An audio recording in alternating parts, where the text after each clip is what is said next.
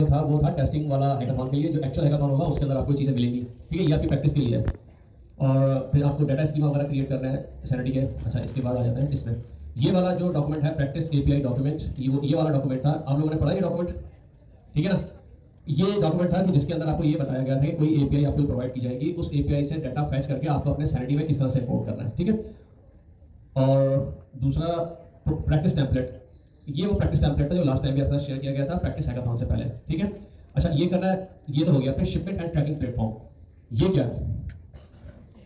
ये जो है बेसिकली आपका मार्केट प्लेस का एक पार्ट है। मार्केट प्लेस यानी कि आपका जो टेम्पलेट था उस पर आपने डायनेमिक करके ऑर्डर क्रिएट करने तक आपने काम कर लिया सारा, ठीक है। आपका ऑर्डर क्रिएट हो गया। अब जो यूजर है उसको आपने प्रोडक्ट शिप करनी है, जो भी उसने परचेस किया यानी कि भेजनी है। तो वो आप किस तरह से बेचते हैं? किसी कोरियर के थ्रू बेचते हैं या आपके अपने राइटर्स होते हैं? मतलब जो भी एक बिजनेस ऑनर होता है, इस तरह की जो इस थीम है जिनकी बिजनेस की ऑनलाइन की, उनके क्या होता है कि या तो वो थर्ड पार्टी वेंडर यूज करता है डिलीवरी के लिए, या उनके अपने राइटर्स होते हैं। तो इसके अंदर क्या होता है कि जो यूजर होता है उसको उसका ऑर्डर नंबर असाइन कर दिया जाता है और उस ऑर्डर के केस में ट्रैकिंग नंबर दे दिया जाता है। उस ट्रैकिंग नंबर के थ्रू वो अपने ऑर्डर का स्टेटस चेक कर सकता है कि मेरा ऑर्डर का स्टेटस क्या है, यानी कि अभी गोदाम में है, वहाँ से निकल गया है, सिटी पहुँच गया है। पूरा ट्रैकिंग का जो भी उसका प्रोसेस होता है वो सारे स्टेटस उसके पास आ रहे होते हैं। तो ये वाला प्रोसेस प्रोवाइड करना है, ठीक है। तो इसके लिए क्या इंजन वाला काम किया हुआ है और इन्होंने डिस्कॉर्ड पे अनाउंस भी की थी, क्लासेस भी लिए ऑनलाइन, और पूरा एक डॉक्यूमेंट बनाया। वो डॉक्यूमेंट मैं शेयर कर दूंगा। उसमें उन्होंने सारे प्रोसेस लिखे हैं किस तरह से वो सारा काम होगा आपका, कि शिप इंजन पे जाके अकाउंट किस तरह क्रिएट होगा, उसकी एपीआईज यूज करते हुए आप किस तरह से शिपमेंट को ट्रैक कर सकते हैं, ठीक है। तो वो सारा काम आपने इसके अंदर इंक्लूड करना है और ये सब होगा जब आपका ऑर्डर क्रिएट हो जाएगा। ऑर्डर क्रिएट होने के बाद का ये प्रोसेस होगा, ठीक है। शिपमेंट एंड ट्रैकिंग प्लेटफॉर्म और मोर पेजेस में अच्छा गेट योर एपीआईज कीज, ये सारा प्रोसेस लिखा हुआ है इसके अंदर। बाकी ये एफएक्यूज लिखे हुए हैं, जो आपके क्वेश्चंस होते हैं सारे वो क्वेश्चंस अमीन ने जो जनरल क्वेश्चंस हो सकते हैं उसके आंसर्स यहाँ पे लिख दिए हैं। और अगर इसके अलावा कोई क्वेश्चंस हो तो वो डायरेक्टली पूछ लें। तो हम जो है वो स्टार्ट करते हैं। जो ये सर ने पहला वाला प्रैक्टिस वाले से ना, हम क्या करते हैं कि ये वाला डॉक्यूमेंट रीड करते हैं और इस डॉक्यूमेंट के अंदर जो प्रोसेस लिखा हुआ है डाटा इंपोर्ट करने का वो हम करते हैं, क्योंकि ये आपको अल्टीमेटली करना होगा जब आप हैकाथॉन स्टार्ट करेंगे। तो ये हम करके देख लें क्लास में, स्टूडेंट्स को इसके अंदर इश्यूज आ रहे हैं डाटा इंपोर्ट करते हुए। वो कह रहे हैं कि हमारी रूटीन चल गई है लेकिन डाटा इंपोर्ट नहीं हुआ। तो ये सब चीज़ें किस तरह से होती है हम देखते हैं। सबसे पहले हम क्या करते हैं, मैं यहाँ पे आता हूँ डॉक्यूमेंट में और यहाँ पे देखें सबसे पहले इन्होंने दी हुई है क्लोन द प्रोजेक्ट। ये प्रोजेक्ट बनाया हुआ है, इसको ओपन कर लेते हैं। इस प्रोजेक्ट के अंदर क्या है? इस प्रोजेक्ट के अंदर वो इंजन है जो कि आपकी एपीआई से डाटा इंपोर्ट कर रहा है सैनिटी के अंदर, ठीक है। तो ये कोड सबसे पहले आपने क्या करना होगा, अपने पास आपने कॉपी करना होगा। अच्छा, किसी गिट से डाटा कॉपी करने के लिए आप क्या करते हैं, आपको अगर गिट की रेपो दी हुई हो तो कोड पे जाते हैं और यहाँ पे गेट टू क्लिपबोर्ड, ठीक है। दो तीन ऑप्शन होते हैं, सीएमडी और गिट। इसकी एक कमांड होती है क्लोन की, ठीक है। और इसके आगे हम वो यूआरएल देते हैं जो हमें कोड चाहिए। तो ये क्या करेगा, गिट क्लोन ये करेगा कि इस यूआरएल के ऊपर जो भी कोड पड़ा हुआ है वो उठा के आपकी डायरेक्टरी के अंदर कॉपी कर देगा, ठीक है। ये देखें, ये कोड सारा का सारा कॉपी हो गया। इसको हम क्या करते हैं, विजुअल स्टूडियो में खोल भी लेते हैं। मैंने कहा सीडी सैनिटी और कोड। अच्छा, अब आप बताइए कि दूसरा काम क्या होता है। सबसे पहले क्लोन कर लिया, इसके बाद आप क्या करते हैं? सबसे क्लोन करने के बाद npm इंस्टॉल, यानी कि जो पैकेज इसके अंदर है वो नोड मॉड्यूल हम इंस्टॉल कर लेते हैं। तो मैंने कहा npm इंस्टॉल। अच्छा, जब तक ये कर रहे हैं हम क्या करते हैं कि अपना हम सैनिटी ओपन करते हैं और इसके अंदर जाके एक प्रोजेक्ट क्रिएट कर लेते हैं नया। ये वो प्रोजेक्ट होगा जो आप यूज करेंगे सैनिटी का अपना टेम्पलेट बनाने के लिए, ठीक है ना। आपको अपने टेम्पलेट के लिए कोई सैनिटी का स्टोर डाटा चाहिए ना, तो उसके लिए हम एक प्रोजेक्ट क्रिएट कर लेते हैं। इसको मैं नाम देता हूँ क्लास 16 का, ठीक है। क्रिएट प्रोजेक्ट कर लिया। ये सारे स्टेप्स आपने करने होंगे जब आपका एक्चुअल हैकाथॉन होगा। वैसे तो आप प्रैक्टिस भी करें ताकि आपकी प्रैक्टिस हो जाए एक बार, लेकिन जो आपका एक्चुअल हैकाथॉन 1 या 2 दिन में अनाउंस हो जाएगा तो उसके अंदर आपने सारे स्टेप्स करने होंगे, ठीक है। इसमें क्या करना है, आपने सबसे पहले आना है एपीआईज के ऊपर। अच्छा, उससे पहले हम क्या करते हैं कि ये देखते हैं हमारा पैकेज इंस्टॉल होगा, ठीक है। कोड में आते हैं, हम कोड देखते हैं कोड में क्या लिखा हुआ है। अच्छा, अभी डॉक्यूमेंट भी खोल लेते हैं, ठीक है। और उसमें ये 3 चीजें सेलेक्ट करते हैं। अच्छा, मैं आपको, आप चाहें तो ये वाला स्टेप स्किप कर दें, इसके बजाय आप ये कर सकते हैं कि यहाँ पे आप आएंगे, इसमें है सैनिटी क्लाइंट, यहाँ पे देखें इसके अंदर आपका प्रोजेक्ट आईडी भी है और टोकन भी है। तो आप बजाय ENV की फाइल बनाने के आप डायरेक्टली यहाँ पे पेस्ट करते हैं अपने क्रेडेंशियल्स, ठीक है। तो मैं क्या करता हूँ, मैं जाता हूँ अपने प्रोजेक्ट में, यहाँ पे प्रोजेक्ट आईडी यहाँ से कॉपी करता हूँ। ये जो प्रोजेक्ट आईडी है ना, ये इन्होंने दी हुई है इस कोड के अंदर अपनी प्रोजेक्ट आईडी, यानी कि जिसके अंदर इन्होंने इंपोर्ट किया था डाटा सैनिटी के अंदर। हमें अपनी सैनिटी में करना है तो यहाँ पे हमें अपने देना पड़ेंगे। तो प्रोजेक्ट आईडी है, मैंने जो प्रोजेक्ट अभी क्रिएट किया सैनिटी के अंदर उसकी प्रोजेक्ट आईडी मैंने दे दी यहाँ पे। और अब ये मुझे टोकन चाहिए, ठीक है। अच्छा, ये टोकन किस लिए चाहिए? अभी तो आपने देखा था कि हमने अब तक जितने भी सैनिटी का हमने 3-4 क्लासेस लिए हैं उसमें जो डाटा फैच किया है तो उसमें तो हमें टोकन की रिक्वायरमेंट ही नहीं थी, हम तो डायरेक्ट फैच कर लेते थे। अब हमें टोकन क्यों रिक्वायर्ड है इसके अंदर? तो एपीआई तो उसके अंदर भी यूज होती, ग्रॉक यूज करें ना, हाँ, डाटा भेजने के लिए, ठीक है। अभी तक हम डाटा सिर्फ फैच कर रहे थे, उसमें टोकन जरूरत थी। हम डाटा सैनिटी में भेज रहे हैं, डेटा भेज रहे हैं तो आप सिक्योरिटी इन्वॉल्व हो गई ना, तो उस सिक्योरिटी के लिए उसने कहा कि आप टोकन यूज करें। अब वो टोकन कहाँ जनरेट होगा, जो आपका प्रोजेक्ट आपने सैनिटी में क्रिएट किया है, इसमें ऊपर देखें मल्टीपल टैब नजर आ रहे हैं आपको, इसमें सेकंड लास्ट है एपीआई का, इस पर आपने क्लिक किया और यहाँ पे नीचे आए, थोड़ी सी स्क्रीन, ठीक है, ये देखें ऐड एपीआई टोकन, यहाँ से आपके सैनिटी का टोकन जनरेट होगा। आपने इस पर क्लिक किया और इसको कोई भी नाम दे दें, मैंने चीनी दे दिया। टोकन जनरेट करूंगा तो आप ये टोकन जिसको भी देंगे वो सिर्फ आपके सैनिटी के डाटा को व्यू कर सकता है, उसमें कुछ अपडेट नहीं कर सकता, इंसर्ट नहीं कर सकता, कोई ऑपरेशन परफॉर्म नहीं कर सकता। क्योंकि अभी हमने ऑपरेशन परफॉर्म करना है तो मैंने इसको डेवलपर का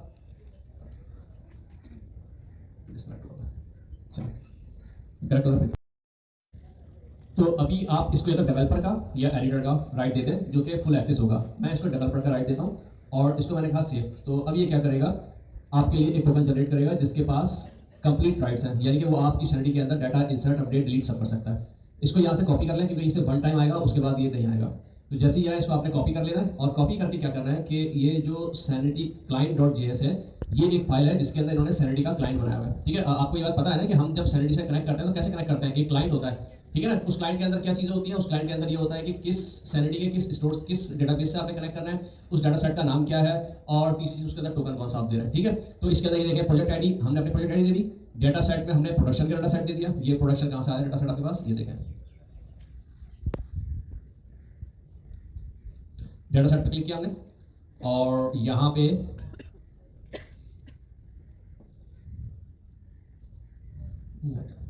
यहाँ पे आ रहा होगा डाटा सेट आपका, उसका नाम है प्रोडक्शन। ठीक है, तो वो हमने यहाँ पे दे दिया कि प्रोडक्शन है और इस टोकन की जगह पे हमने अभी जो टोकन जनना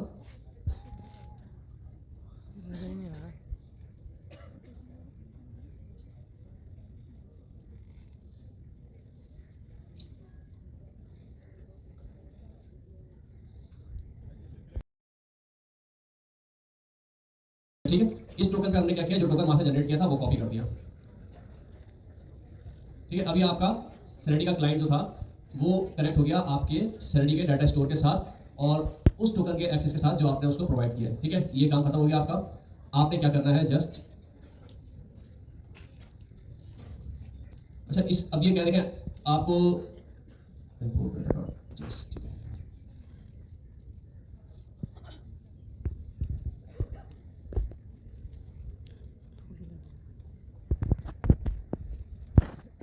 है, जी पूछो।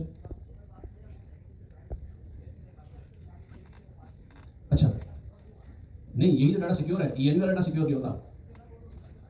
हाँ देखिए, वो गिटहब पे फाइल नहीं जाती है, लेकिन आपका जो है वो देखिए दो तरीके होते हैं इसके। एक तरीका तो ये है कि अभी आप मैं जब इसको बनाऊंगा ना ईएनवी के अंदर रखे, तो ईएनवी भी ये करेगा, ये क्या करेगा, जो कोड जनरेट करेगा वो ईएनवी से ही कर रहा होगा। ठीक है, अच्छा अब आप ये कह रहे हैं कि गिट पे नहीं जाती ईएनवी की फाइल, तो वो इसलिए नहीं जाती कि हमने उसको गिट इग्नोर पे डाला होता है ना, उसको गिट इग्नोर से निकाल देंगे तो वो चली जाएगी। अच्छा अब जब आप वर्सल पे डिप्लॉय करेंगे तो वर्सल पे डिप्लॉय करने के दो तरीके आपके पास। अगर आपने ईएनवी की फाइल नहीं भेजी है तो फिर आपको वहां पे क्या करना होगा, पब्लिक रखें, पब्लिक रखेंगे तो फिर सिक्योरिटी कंसर्न होता है कि कोई भी आके आपकी ईएनवी की फाइल से आपका डाटा निकाल सकता है। जो आपके प्रोजेक्ट होते हैं इस तरह के उनका प्राइवेट रखते हैं कि जिसके अंदर आपका डाटा पड़ा हुआ होता है। ठीक है, तो उसको प्राइवेट आपने कर दिया। अब जब आप उसको इंपोर्ट करेंगे तो आपको फिर वेरिएबल बनाने की जरूरत नहीं है, वो आपकी ईएनवी फाइल से खुद ही वेरिएबल बना देगा। ठीक है, अच्छा यहाँ पे ये जो कोड है ना, ये कोड आपका जो मैं एग्जीक्यूट कर रहा हूँ, ये आपकी मशीन पे एग्जीक्यूट हो रहा है, ये गिट पे नहीं जा रहा, ये वर्सल पे नहीं जा रहा, तो इसलिए आप डायरेक्ट इसके अंदर, ठीक है, वो वाला कोड जो कि आपने पब्लिकली रखना हो उस कोड के अंदर आप सिक्योरिटी लगाते हैं। ये कोड तो आपकी मशीन पे रन करना है ना, ये आपकी मशीन पे रन होगा और आपकी मशीन पे रन होते हुए डाटा फेच करेगा एपीआई से और सैनिटी के अंदर पुश करेगा। ठीक है, तो इसके अंदर मैंने क्या किया कि डायरेक्ट जो आपका सैनिटी क्लाइंट था उसके अंदर जाके चीजें चेंज कर दी। आप चाहें तो .env की फाइल बना के भी कर सकते हैं, लेकिन जब आप वो करेंगे तो फिर आपको बहुत सारी चीजें इस प्रोजेक्ट के अंदर चेंज करनी पड़ेगी। मैं उस चीज से बचने के लिए मैंने डायरेक्ट ये कर दिया। अगर मैं भी वो करता तो मुझे क्या करना होता, मुझे सबसे पहले ts-config में जाके इसका ये चेंज करना पड़ता, फिर मुझे इसके अंदर एक पैकेज .env का इंस्टॉल करना पड़ता, फिर उस .env के पैकेज से मुझे सारी चीजें इसके अंदर इंपोर्ट करनी पड़ती। तो उससे बचने के लिए मैंने ये किया कि मैंने डायरेक्ट इनके वेरिएबल्स चेंज कर दिए। ठीक है, अब क्या करते हैं, हम इस प्रोजेक्ट को एग्जीक्यूट करके देखते हैं। यहां पर आए और एग्जीक्यूट करने के लिए आपके पास क्या कमांड होती है, tsc। tsc से कोड एग्जीक्यूट होता है। tsc कमांड क्या करती है, फाइल्स को ts जो आपकी टाइपस्क्रिप्ट फाइल होती है उन फाइल्स को कन्वर्ट करती है जावास्क्रिप्ट में। कोड एग्जीक्यूट करने के लिए कमांड होती है लोड इंपोर्ट data.js। अभी आपके इंटरनेट पर डिपेंड करता है। ठीक है, अब देखते हैं कितना टाइम लेता है हमारे पास। ये तो एरर आ गया, क्या एरर आ गया, एक्सियोस एरर, ठीक है, fake.com इसको नहीं मिला, एक ट्राई और करते हैं और उसके बाद अपनी एपीआई को डायरेक्ट फैच करके देखते हैं कि एपीआई ओके कहाँ से स्टोर किया है।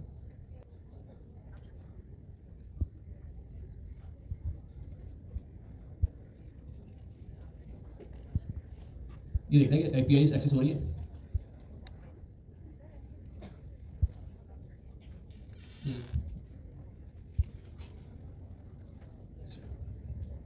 नहीं चलो पता करता हूँ, इंटरनेट चेंज करके देखते हैं। डायरेक्ट एपीआई को मैंने हिट किया है, उसका डाटा ही नहीं आ रहा इंटरनेट का। अब देखें ये कोड कर क्या रहा है, ये कोड ये कर रहा है कि आपका ये जो एपीआई थी फेक, यहाँ से डाटा उठा रहा है और इस डाटा को आपके सैनिटी के स्टोर के अंदर स्टोर कर रहा है, ठीक है। देखिए ये कोड सिंपल कुछ नहीं है, जावा टाइप्स पर कोड लिखा हुआ है। एक्सियोस का एक लाइब्रेरी है जो कि एपीआई फैच करने के लिए यूज की है। इससे पहले हमने क्या यूज किया था एपीआई फैच करने के लिए, फैच, जावास्क्रिप्ट का जो फैच का मेथड होता है वो हमने यूज किया था। इन्होंने क्या किया, एक्सियोस की एक लाइब्रेरी यूज कर लिया और उसका गेट का मेथड यूज किया है।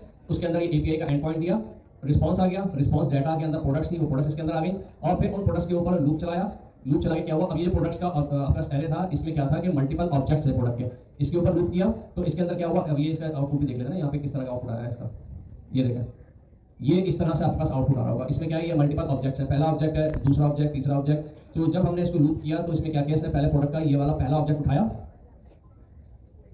ठीक है, और इसके अंदर जो प्रॉपर्टीज थी इन प्रॉपर्टीज को रीड किया और इनको सैनिटी के अंदर स्टोर करना शुरू कर दिया। किस तरीके से, ये देखें, इसने क्या किया, एक ऑब्जेक्ट बनाया सैनिटी का, आईडी बनाई, टाइप उसकी दी। टाइप क्या होती है, जो हम जब सैनिटी का हम स्कीमा बनाते थे उसके अंदर एक टाइप डिफाइन करते थे, ये वही टाइप है। इसने कहा जो आपका स्कीमा है उसकी टाइप प्रोडक्ट है और उसके अंदर फिर उसकी एक फील्ड है name, price, discount, tags, image, multiple बना के और यहाँ पे क्या किया कि लास्ट में इसने देखें ये किया है क्लाइंट डॉट क्रिएट। ये क्लाइंट क्या है, सैनिटी का क्लाइंट है और इसका एक मेथड है डॉट क्रिएट का। उसके अंदर ये ऑब्जेक्ट पास कर दिया और ये ऑब्जेक्ट इसने ले जाके स्पेसिफाई करना है कि ये हमारा डाटा इंपोर्ट हो गया या नहीं हुआ है, ठीक है। अब ये वाला जो आपका प्रोजेक्ट का स्टेप था ना, इसका काम खत्म हो गया, डाटा आपका इंपोर्ट हो गया, आपका ये स्टेप कंप्लीट हो गया। अब सेकंड स्टेप शुरू होगा, उस डाटा को आपने यूज करना है अपने टेम्पलेट के ऊपर, ठीक है। अच्छा, लेकिन उससे पहले हमने ये वेरीफाई करना है कि ये हमें डाटा हमारे स्टोर में गया भी है या नहीं गया है। तो इसको हम कैसे वेरीफाई करें, हाँ, सैनिटी में क्वेरी रन करेंगे। आपके पास सैनिटी स्टूडियो होता है, उस स्टूडियो के अंदर विजन का टैब होता है, वहां पे हम क्वेरी रन करते हैं और उस क्वेरी से हम वेरीफाई करते हैं कि हमारा जो डाटा है वो अवेलेबल हुआ है या नहीं हुआ है, ठीक है। अच्छा, अब इसके लिए हम क्या करें, इसको मैंने कर दिया बंद, इसका काम खत्म हो गया। इस प्रोजेक्ट को भी कर दिया बंद, इसका काम खत्म हो गया, ठीक है। डाटा आपके पास आ चुका है। अब डाटा को हमने वेरीफाई करना है कि डाटा आया या नहीं आया। तो इसके लिए हम क्या करेंगे, हम ये करेंगे कि ये देखिए, ये तो सैनिटी डैश माइग्रेशन, ये वो प्रोजेक्ट था जिसके थ्रू आपने माइग्रेशन की है, ये कंप्लीट हो गया। अब आता है आपका एक्चुअल प्रोजेक्ट, वो क्या है, आपका हैकाथॉन, ठीक है। तो वो ऑलरेडी आपके पास बना हुआ होगा, मैं कंसीडर कर रहा हूँ नहीं बना हुआ। मैं क्या करता हूँ, मैं यहाँ पे अपना एक नया प्रोजेक्ट बनाता हूँ और इसको मैंने नाम दे दिया क्लास 16, ठीक है। और सबसे पहले क्या करना होगा, आपने क्लास 16 के अंदर आके, या क्लास 16 के बजाय इसको मैं नाम देता हूँ स्टोर का। तो पहले क्या करना होगा, प्रोजेक्ट बनाना होगा। किसका प्रोजेक्ट, नेक्स्ट.जेएस का। नेक्स्ट.जेएस का प्रोजेक्ट बनाने के लिए आप क्या करते हैं, npx create dash next dash app at 14.2.15 latest कर लें, चलो लेटेस्ट कर लें। मसला ये कि चलो लेटेस्ट कर लें, चलो अभी इस तरह कर लें, लेटेस्ट बाद में देख लेंगे फिर इसको। करना है तो 14 पे कर लें। अच्छा, 15 अभी स्टेबल नहीं हुआ, जिसकी वजह से अभी तक हमने आपको ही बना दिया। और अगर आपको भी इतना शौक है तो आप क्या कर सकते हैं, 15 हमने स्टॉप भी करवा दिया फिलहाल के लिए, लेकिन हम उसका थोड़ा और जरूर देंगे। उसमें कुछ चीज़ें स्टेबल नहीं है, अभी हम यहाँ पर करने मसला नहीं है, एरर पता है क्या आएंगे, कुछ वो रिजॉल्व हो जाएंगे, लेकिन आपको समझ आ जाएंगे, एक दो और को समझ आएंगे। यहाँ दूसरे लोग कंफ्यूज हो जाएंगे, बोलेंगे हम 70 के एरर रिजॉल्व करें या 15 के। चीज़ों को जितना इस लेवल पर सिंपल उसको उठा रखें जी, कर दो, उसको डाउनलोड कर दो, क्या मसला है। 15 में कोई चीज़ें कम नहीं हुई, चीज़ें बढ़ी हैं, तो 14 में जो चीज़ें थी ऑलरेडी 15 में भी हैं, वो आराम से हो जाएगा। आप उसको रेपो क्लोन करें, उसको डाउनलोड करें और अपडेट करके दोबारा पुश कर दें, क्या मसला है।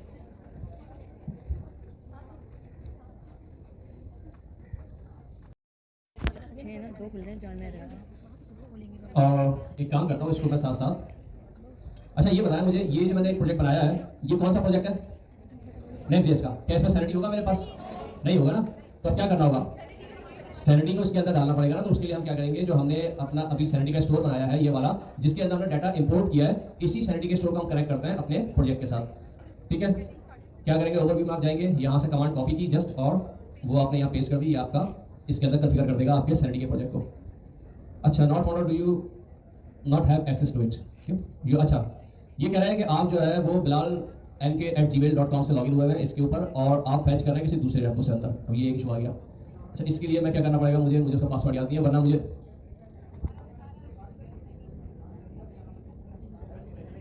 CLI ना, अब मुझे मसला ये है कि मैं जिससे कनेक्ट हुआ उससे मुझे पासवर्ड याद नहीं है, मैंने दूसरा अकाउंट यूज कर पासवर्ड भूल गया हूं। तो एक काम करते हैं कि मैं अपना इसका स्टोर दोबारा क्रिएट कर लेता हूँ उस अकाउंट के साथ जो मेरा ऑलरेडी लॉगिन है।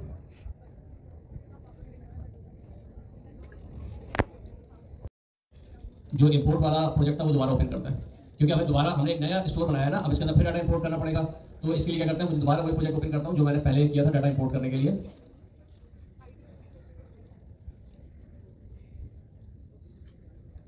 अब बताएं मुझे क्या क्या स्टेप करने होंगे, कहाँ पे, नहीं ये जो स्टूडियो, ये जो वो प्रोजेक्ट है जो कि डाटा इंपोर्ट कर रहा है मेरा, उस प्रोजेक्ट के अंदर मुझे कहाँ पे चेंज करना होगा जाकर, सैनिटी क्लाइंट में। ठीक है, अच्छा ये बताएं, यहाँ जो लोग बैठे हैं इनको समझ भी आ रहा है, जैसे वैसे बैठे हैं, समझ आ रहा है सबको? तो आवाज़ सिर्फ एक दो की क्यों आ रही है जब से पूछ रहे हैं? तो नाश्ता तो मैंने भी नहीं किया, तो क्या हो गया? अगर समझ नहीं आ रहा होता तो पूछ लिया करें, लेकिन ये ऐसे यहाँ पर बैठे हैं, ऐसे क्या बोलो मैं? और इसके बाद जब हैकाथॉन आएगा तब हमें मैसेज आ रहे होंगे कि सर ये मसला आ रहा है, वो मसला आ रहा है। सिंपल स्टेप्स हैं जो सर आपको डिटेल में बता रहे हैं, पूरी समझना है उस पर पूछना है, लेकिन ये ऐसे आपके यहाँ ऐसे बैठने का कोई फायदा नहीं है। यहाँ पेस्ट कर दी, और क्या चाहिए हमें, टोकन।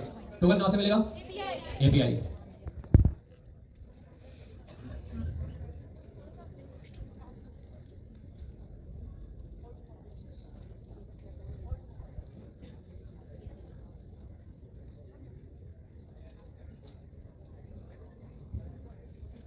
ठीक है, ऐड API टोकन, और इसमें नाम दे दिया हमने, स्टोर कर देते हैं इसको, और इसमें डेवलपर का एक्सेस देते हैं, इसको सेव किया, इसे टोकन जनरेट किया, इसको हमने कॉपी किया और कॉपी करके पेस्ट कर दिया आपने।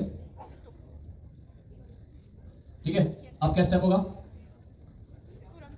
अब क्या करना होगा, नोट की कमांड चलाएंगे, नोट, और क्या नाम है फाइल का, इंपोर्ट डाटा डॉट JS।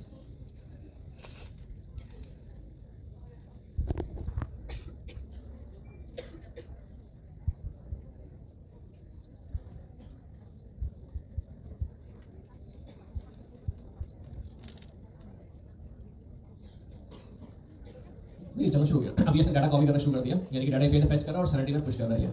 वही स्टेप्स जो पहले कर चुके हैं दोबारा करना है। पहले मैंने किसी और अकाउंट पे क्रिएट किया था अपना सैनिटी का स्टोर, और अब मैंने उस अकाउंट पे क्रिएट किया जो मेरे ऑलरेडी।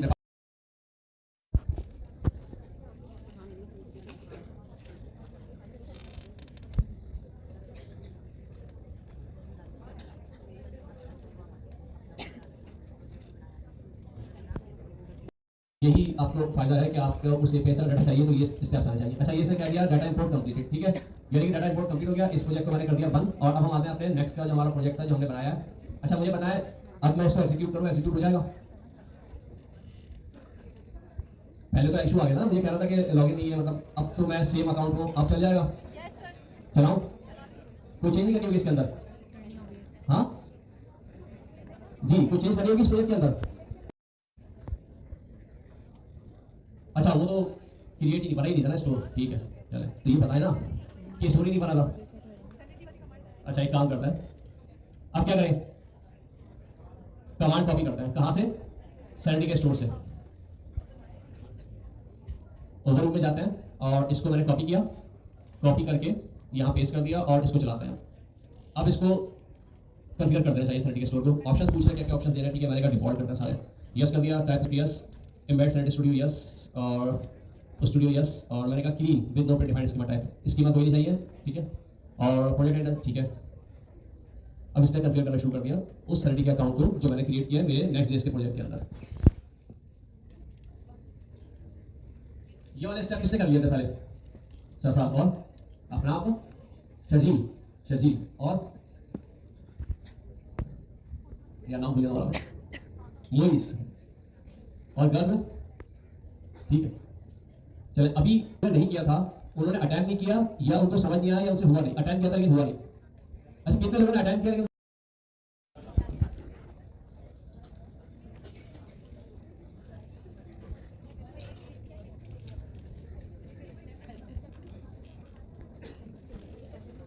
अच्छा इसने कहा your certi configuration file has been added to this project. इसका मतलब ये हुआ कि आपका नेक्स्ट.जेएस का प्रोजेक्ट बन गया है जो कि आपका हैकाथॉन का प्रोजेक्ट था और उस प्रोजेक्ट के अंदर हमने सैनिटी भी अपनी कॉन्फ़िगर कर लिया। ठीक है, अब क्या करते हैं, इसको मैं एग्जीक्यूट करता हूं npm run dev।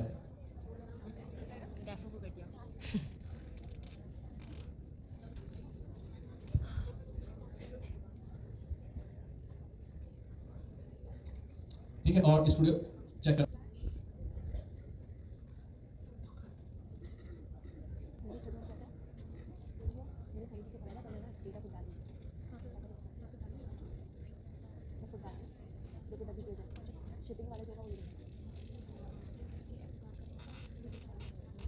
थोड़ा टाइम लेता है स्टूडियो। तो डाटा तो नहीं आया मेरे पास जी। हाँ इसकी वो बनाना होगा। हाँ अच्छा मुझे ये बताएं कि मुझे ये चेक करना है कि मेरे जो डाटा सेट है सैनिटी का उसमें डाटा है या नहीं, तो इसके लिए मुझे स्कीमा बनाना होगा लाजमी, या बगैर स्कीमा बनाए भी चेक कर सकता हूँ मैं? लाजमी बनाना होगा स्कीमा। कितने लोग कह रहे हैं लाजमी बनाना होगा स्कीमा, और कितने ये कह रहे हैं बगैर स्कीमा बनाए चेक कर सकता हूँ? ठीक है, बगैर स्कीमा बनाए हम चेक कर सकते हैं। स्कीमा हम क्यों बनाते हैं? स्कीमा हम बनाते हैं अगर हमें अपने सैनिटी के स्टोर के अंदर डाटा स्टूडियो के थ्रू इंसर्ट करना हो या अपडेट करना हो तो हम स्कीमा बनाते हैं। ठीक है, स्कीमा हम क्यों बनाते हैं कि हमारा जो सैनिटी का स्टोर है उसके ऊपर अगर हमें डाटा इंसर्ट करना है या अपडेट करना है स्टूडियो के थ्रू तो हम स्कीमा बनाते हैं।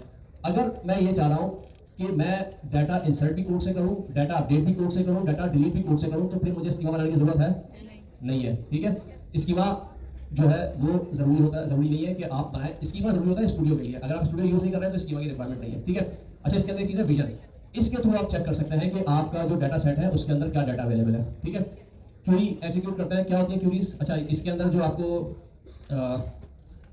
एक काम करते हैं, यहाँ पे आप अगर जहाँ लिखे हैं sanity cheat sheet,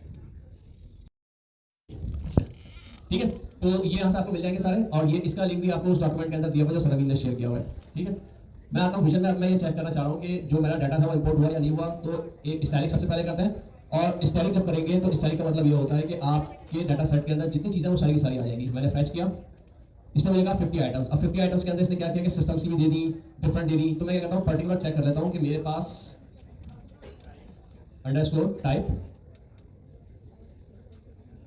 equals to product. ठीक है, देखिए 20 आइटम्स। इसका मतलब है कि अब आपका जो सैनिटी का स्टोर है उसके अंदर प्रोडक्ट का स्कीमा है या डॉक्यूमेंट है, और उसके अंदर आपके पास 20 रिकॉर्ड्स पड़े हुए हैं। देखिए 20 आइटम्स का मतलब ये है कि 20 रिकॉर्ड्स हैं। ये रिकॉर्ड्स कहाँ से है? ये उस रूटीन से है जब हमने एग्जीक्यूट की थी, एपीआई से फैच किया और इस सैनिटी के अंदर से डाल दिया। तो यहाँ से हमारे पास वेरीफाई हो गया कि हमारी जो इंपोर्ट की रूटीन थी वो सक्सेसफुली चल गई। यानी कि ऐसा नहीं होगा कि उसने हमें मैसेज दे दिया कि हाँ सक्सेसफुली कंप्लीटेड, बल्कि हमारे पास डाटा भी अवेलेबल हो गया हमारे सैनिटी के स्टोर के अंदर। ठीक है, अच्छा एक क्यूरी मैं आपको लिख देता हूँ, ये मैं शेयर भी कर दूंगा। इसके थ्रू आप क्या कर सकते हैं, आप ये देख सकते हैं कि आपके पास आपके सैनिटी के अंदर कौन कौन से टाइप के डॉक्यूमेंट्स मौजूद है। ठीक है, स्टैटिक, और मैंने कहा underscore type not equals to system. मैंने सिस्टम टाइप के ना हो और उनकी मुझे जो है वो टाइप बता दो कौन कौन सी। फैच करना, ठीक है, इसका मतलब ये हुआ कि अब हमें ये डाटा जो हमारे पास आ गया है इसको हमें पॉपुलेट करना है अपने हैकाथॉन वाले टेम्पलेट के ऊपर। ठीक है, अच्छा उसके लिए हम क्या करते हैं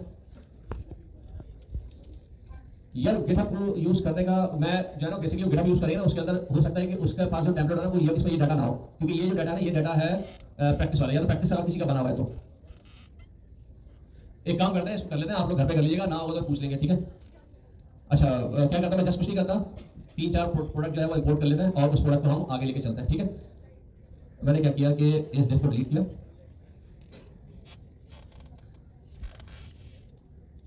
और इसके अंदर मैंने कहा कि कार्ड बनाते हैं अपने प्रोडक्ट को डिस्प्ले करने के लिए। किस होता है, प्रोडक्ट के कार्ड्स बना लेते हैं, 3 या 4 कार्ड बना लेते हैं। ठीक है, क्या क्या होता है प्रोडक्ट डिस्प्ले के अंदर, आपके पास इमेज होगी, उसका नाम, उसकी डिस्क्रिप्शन, प्राइस, रेटिंग और कोटेशन, प्रोडक्ट की लोकेशन। प्रोडक्ट की लोकेशन से मतलब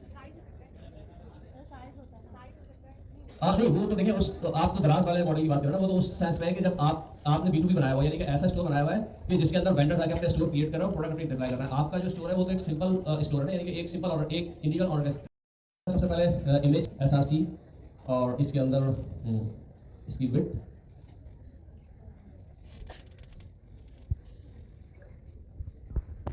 ऑल टैग, ठीक है। और क्या हो सकता है इसकी H2 में हेडिंग या प्रोडक्ट नेम, और P में क्या हो सकता है कि इसकी डिस्क्रिप्शन,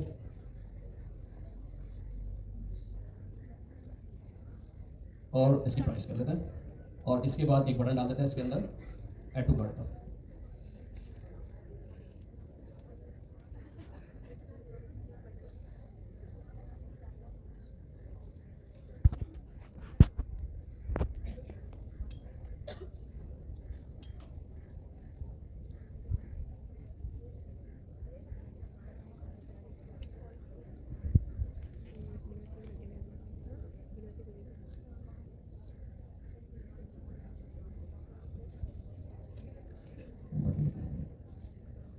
चलो ठीक है, तो ये एक कुछ इस तरह का हमारे पास कार्ट है डिस्प्ले होगा। अब इसके अंदर अभी तो मैंने क्या किया है कि जस्ट प्लेस ऑर्डर लगा दिया ना। अब इन प्लेस ऑर्डर को हमने फिल करना है। किससे फिल करना है? जो हमारा डाटा सैनिटी में पड़ा हुआ है, ठीक है।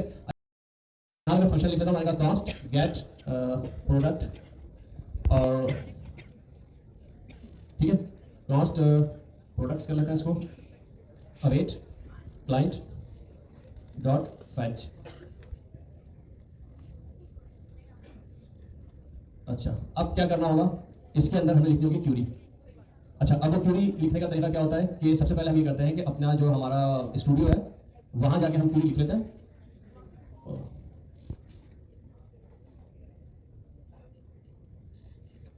ठीक है, स्टूडियो में जाके हम अपनी क्यूरी लिख लेते हैं और उस क्यूरी को यहाँ पे लाके पेस्ट कर लेंगे।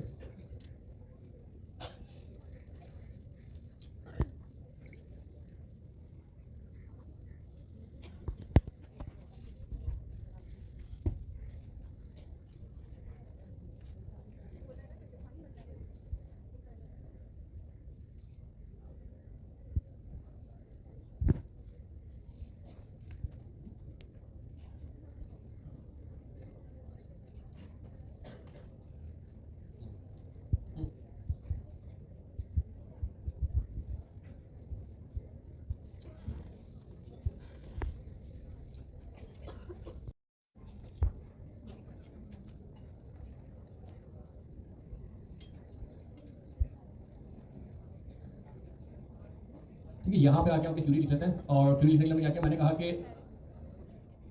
Underscore type equals to product,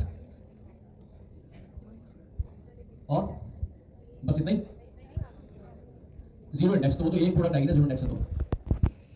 चलिए इसको मैं चलाता हूँ, क्या करेगा, 20 की 20 प्रोडक्ट आ गई।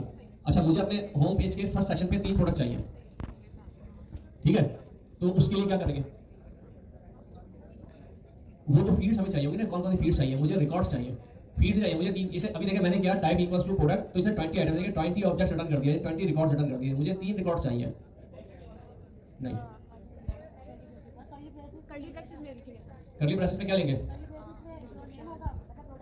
अच्छा चलिए ठीक है, आप ये कह रहे हैं कि कर्ली ब्रेसेस में, और आप ये कह रहे थे कि अंडरस्कोर आईडी कर लिया, डिस्क्रिप्शन कर ली,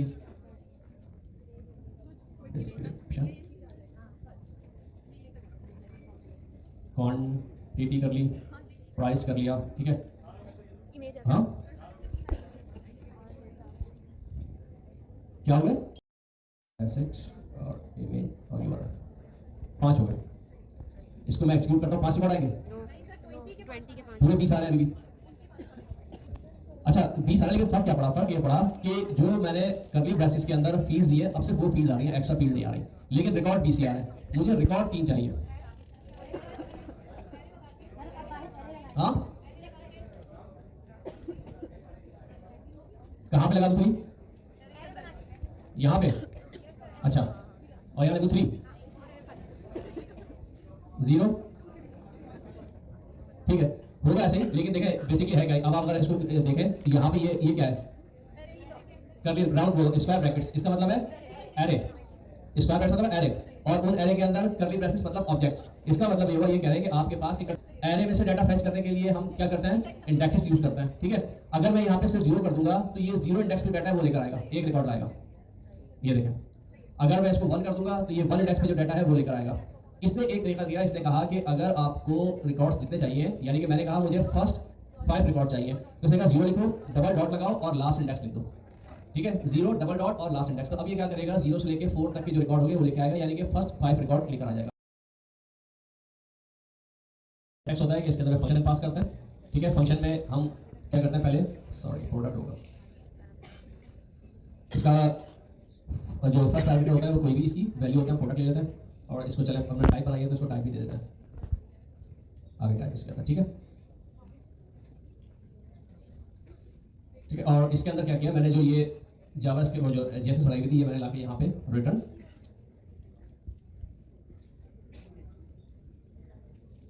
अच्छा,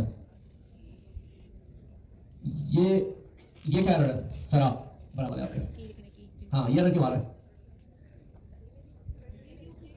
अच्छा, कौन बताएगा, हैंड रेज कर दें जी, की देंगे इसके अंदर। ठीक है ना, इसमें ये कह रहे हैं कि आप जब इसको लूप कर रहे हैं जैसे इसको इसके अंदर, तो इसके अंदर की डिफाइन करनी होती है। इसमें हमने दी की। अच्छा, की क्या होती है, की कोई भी एक यूनिक आइडेंटिफायर होता है। ठीक है, तो इसके अंदर जो यूनिक आइडेंटिफायर हमारे पास है वो प्रोडक्ट की आईडी है, डॉट अंडरस्कोर आईडी। ठीक है, ये आ गया। और इसी तरह एसआरसी के अंदर हमने क्या दे दिया, प्रोडक्ट डॉट इमेज यूआरएल। ठीक है, प्रोडक्ट के नेम के अंदर क्या आ गया, प्रोडक्ट डॉट नेम। ठीक है, डिस्क्रिप्शन में क्या आ गई, प्रोडक्ट डॉट डिस्क्रिप्शन, और प्राइस में आ गई प्रोडक्ट डॉट प्राइस। ठीक है, इसका व्यू चेक कर लेते हैं किस तरह का बन रहा है, हमारे पास बहुत ही गंदा सा बन रहा होगा। अब क्या करें, name, description, quantity, price, image. ठीक है, सारी चीजें, और यहाँ ले जाके हमने जो हमारा यहाँ पे लिख दी फैच के अंदर। ठीक है, और इसको थोड़ा सा सही कर लेते हैं। वो नॉट फाउंड तो वो दे रहा कि हाँ नॉट यूज्ड। ठीक है, अच्छा ये कहाँ, ये आ गया कॉस्ट प्रोडक्ट। अब बताएं मेरे पास डाटा आ गया, प्रोडक्ट इतना काफी है या इसके अलावा भी कुछ करना पड़ेगा? हाँ, क्या चीज? अच्छा, मतलब ये जो const product is equal to await client dot fetch, और इसके अंदर मैंने क्वेरी लिखी है, ये कोड एग्जीक्यूट करूंगा तो मेरे पास डाटा आ जाएगा या इसके अलावा और कुछ करना होगा? आ जाएगा। ठीक है, जस्ट हमें सिर्फ ये करना होगा यहाँ पे आके कि रिटर्न प्रोडक्ट्स। ठीक है, यानी कि जो ये डाटा आया है इस डाटा को हमने रिटर्न करवा दिया। और करना ये होगा कि हम यहाँ पर आएंगे अपने कंपोनेंट्स के अंदर और यहाँ पे आके हमने लिखा const products await get products. ठीक है, और इसमें काम करता है, यहाँ पे कंसोल भी करवा लेते हैं, ये देखने के लिए डाटा आ गया या नहीं आ रहा। आ जाएगा, देख लेंगे, आ गया। इसका मतलब ये हुआ कि हमारे पास ये हमारे काम कंप्लीट हो गया कि हमने डाटा 5 रिकॉर्ड फैच कर लिए। अब हमारे पास नेक्स्ट क्या है कि ये जो रिकॉर्ड्स आए हैं इन रिकॉर्ड्स को हमने डिस्प्ले करवाना है अपने पेज के ऊपर। तो स्ट्रिंग, प्राइस, नंबर, और क्या थी किसी चीज, इमेज, यूआरएल, वो क्या था, स्ट्रिंग। चलो टाइप भी बन गई। अब क्या करेंगे, कौन बनाएगा सारा कोड? क्या हो गया, आज जो है हमारी 16 और प्रोबेबली लास्ट क्लास है हमारी, और अभी आप में से कोई ये नहीं बता सकता कि हम इसके बाद क्या करेंगे। किसके ऊपर, प्रोडक्ट के ऊपर। ठीक है, नहीं स्टूडेंट लीडर तो जवाब दे रहे हैं ना, कौन है स्टूडेंट लीडर? नहीं ऐसा नहीं है, अगर कॉपी पेस्ट एआई से किया होता है तो डिस्कॉर्ड पे देखें बहुत एक्टिव है, क्लासेस भी ले रही है और उनके फीडबैक्स भी अच्छे आ रहे हैं।